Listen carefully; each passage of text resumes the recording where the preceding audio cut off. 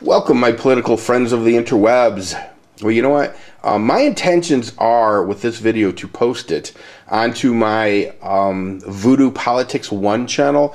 But now that I think about it, because the topic is the Second Amendment, it may go over the 10-minute allotment on that channel. If that's the case, I don't want to do this in multiple parts, so what I will do is post it onto my Mad Bad Voodoo channel. So if you're on my Mad Bad Voodoo channel watching this video, be forewarned, this is going to be a political video.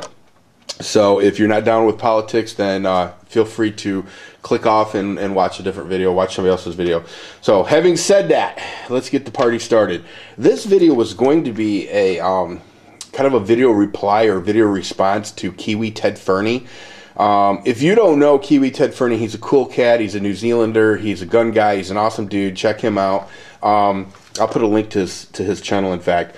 But he had made a couple of comments about the Second Amendment, and has over actually a couple of different videos and left me a comment, in fact, regarding the Second Amendment, telling me how, you know, it makes all the difference in the world and this and that and this and that. But I realized that instead of making a video to Ted, I know that there's so many people. I mean, I have friends in Australia, I have friends in Canada, I have friends in the UK, obviously as well as New Zealand. I'm just going to kind of make this a blanket to all of them, because what Kiwi Ted has said, what Ted Fernie has said, has been said by other people in those countries regarding the Second Amendment. And their position basically is this. They believe that Americans are extremely lucky that we actually have a constitutional document called the Bill of Rights that guarantees us the right to have and bear arms. And because they don't have that right guaranteed to them through a constitutional Bill of Rights, that they're screwed and they have to take, basically bend over and take it. And I don't agree with that. And I want to explore that a little bit. First of all, this basically is going to be for everybody in the free world. All right. Now, let me define free world real quick. If you live in a country where you're being governed by individuals that you actually vote into power, then you live in the free world. Okay. So this will be aimed at you. If you do not live in the free world, then, you know, start a revolution or something, but get into the free world, because the free world is where it's at. Okay. Now, here's the thing, fellas. Now, for those of you who have been in the military, you're going to know what I'm talking about. It's ball check time. You need to reach down between your legs and see if you have a pair, because if you don't, there's nothing I can do for you. Okay, but if you've got a pair, hear me out. The thing of it is this, okay? Now, I'm going to set aside, by the way, the argument that a population has to be armed in order to protect itself from a tyrannical government, or a government that could ultimately turn into a tyrannical government. I'm going to lay that, I'm going to put that on the shelf. I'm not saying there's no validity to that argument, but for this particular argument, I'm just going to forget that. The argument that I'm going to make is that it is an absolute right, the most basic and fundamental right that you have is the right to exist. Okay? You have to understand it. The most basic, fundamental right that you have is the right to exist. Now, I believe that right was granted to me by the Almighty Creator. Now, having said that, if you are an atheist, it makes no difference, but you have to have the mindset that you personally have the right to exist, and nobody can take that away from you. Now, in my opinion, the government does not give you that right. The government does not give you the right to exist. It's a fundamental, basic right. You don't need the government to give you that right. You don't need a Second Amendment to give you that right. You don't need a Bill of Rights or the Constitution to give you. You don't need anything. You have, bottom line, the right to exist. Now, having said that, once you've come to the conclusion that you do have the basic right to exist and that nobody can deny you that right, then your other fundamental right is the right to protect that right. Okay? Bottom line, protect that right. Now, guns. Where do guns come in on this? Guns are the great equalizer. And let me give you a real quick example. Let's say you're an 82-year-old man with a hip replacement and you're using a cane. Okay, and a 23-year-old man jumps out of the bushes with a baseball bat. Okay, so you've got a 23-year-old man with a Louisville Slugger and an 82-year-old man with a cane. All right, it's not a fair fight. But when the 82-year-old man pulls out a pistol it's an equal fight. And dare I say that my money will be on the 82-year-old. Now, he has a fundamental right to defend himself. Period. If you feel your life is threatened, you have the right to defend yourself. No government can take that away from you. Period. No government can take that away from you. All right, now, what are you going to do? First and foremost, you have to organize. Now, I noticed Ted has quite a bit of NRA gear, NRA hats, NRA T-shirts, and I've seen other people from the free world donning those things too, or donning those things too. I'm not real sure how much representation the National Rifle Organization gives people outside the United States. Now, I may be wrong about this, but I'm assuming that you're showing solidarity with us, and that's great. However, I'd say it's high time for you to organize your own groups. Okay, it's very, very important to have representation like the National Rifle Organization or something like that, who can fight for your rights, lobby for your rights. All politicians who run for office are affected by lobbyists, period, because it's expensive to run for office. Now, having said that, I know what you're saying. Well, there's no way, there's no way, there's no way. Well, let me tell you something. Let me introduce you to a president named William Jefferson Clinton. Some call him Slick Willie, and some call him Billy. But the bottom line is William Jefferson Clinton. And he was, I think, the 42nd president of the United States, something like that. He thought at one time that it would be a really excellent idea to have what was called an assault weapons ban. Okay, a gun ban. He thought it would be a really great idea to have a gun ban.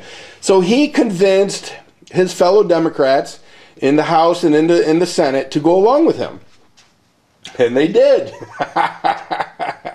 They absolutely did. All the way till the next election.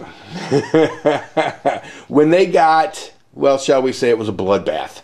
They got voted out in droves. And the people who were gun people flat out made no bones about it. That was the reason that they lost their jobs. Now, politicians are politicians. That's their job. That's their gig. And they like their gig. Because, let's be honest, it's a sweet gig.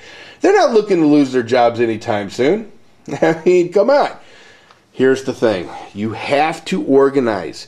You have to point out to these politicians that if they don't see it your way, then you will seek other representation. Now, some of you have elections every, 2 years, 3 years, 4 years, 5 years. Okay, it doesn't matter. Organize. Back politicians that are pro-gun. You have to. Back politicians that are pro-gun. Let the politicians that are pro-gun know. If there was a politician who submitted a bill that was enacted into law that restricted a gun owner's rights, I don't care what other position that politician had. That politician's got to go. And that's really the attitude you have to have. Because what that politician is trying to do by restricting your ability to own a firearm is he is literally restricting your ability to protect your most basic right, and that is the right to exist. Bottom line. So you have to let that politician know by supporting or putting forth any legislation that's going to ban guns or restrict your ability to have or own or carry or defend yourself with guns, then that politician, turn it on him. That politician is literally telling you that you do not have the right to exist, or you do not have the right to protect your right to exist. Now, for those people who may bring the argument that more guns will mean more violence, bring up the equalizer issue. I mean, you look at every country has its serial killer. I'm sure of it. You look at Ted Bundy in the United States. He never once used a gun, but he killed a lot of people. There are always going to be those out there that want to harm others. That's just the way it is. It's unbeknownst to why. Yes, will guns cause more? That's possibly. Listen, nothing's free in this world. If you want the right to be able to defend yourself, you have to be willing to accept that there are going to be some people out there that will abuse that. Now, having said that, it's going to take time. Literally, it's going to take time. You're going to have to convince other people because there are a lot of sheep in this world. We have a lot of sheep in the United States. There are a lot of sheep in this world that think that the police are going to be there for them. All they need to do is call for the police, and the police will be there and protect them. But we all know the reality, and the reality is, and in fact, you can see this on the front of my Mad Bad Voodoo page. When seconds count, the police are only minutes away. You know, I mean, bottom line, you don't want to ever have to count on the police to protect your life. So, once again, if you feel, and you should, that your most basic right is the right to protect yourself, the right to exist, then you're going to have to fight for this. You're just going to have to fight for this. If you're in a situation where your fellow countrymen are that sheepish and you're not going to be able to convince enough of them to get behind a movement that would allow you and them to protect themselves, you have one option at that point. And that option is to immigrate to the United States. And I welcome you. I've always been a big supporter of legal immigration. You know, legal immigration I'm a huge, huge fan of. I'm a product of that. My forefathers came from Switzerland. You know, I'm a huge supporter of legal immigration. And if it comes down to that, you just say, I think Ted Fernie said that there was 4 million people in New Zealand, which is strange to me because I think Cleveland, Ohio has probably 3 million, and one city in Ohio has that many, or close to it.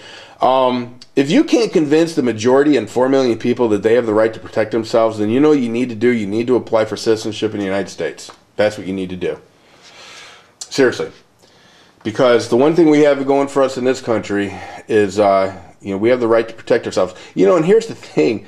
For those people who remember the assault weapons ban, the Democrats have never, ever attempted any such stupidity since they got their asses handed to them. Now, there is a fear, of course, there is a fear that Barack Hussein Obama will, as he likes to do, rule by decree. I am a little concerned that he will try to enact some kind of some kind of BS that he just kind of stamps himself and calls it law. But I don't think the American people will put up with that. Enough of us won't, at least. But anyway, that is kind of my feelings about the free world and what you all need to do. I don't think the Second Amendment guarantees me squat, even though it says that. I think that, like I said, it's my fundamental right to exist and my fundamental right to protect my existence. You know, so. Anyway, there it is. Give me some feedback on this. Let me know what y'all think. This is almost 13 minutes, so this will definitely be up on my Mad Bad Voodoo channel. Anyway, yeah, give me some feedback. Let me know what you think. Am I missing something? By the way, does the NRA represent you in New Zealand? I'd like to know. And if so, are they properly representing you? And if not, maybe you need to look at a different organization. But anyway, listen, everybody, take care but shoot straight and stay safe.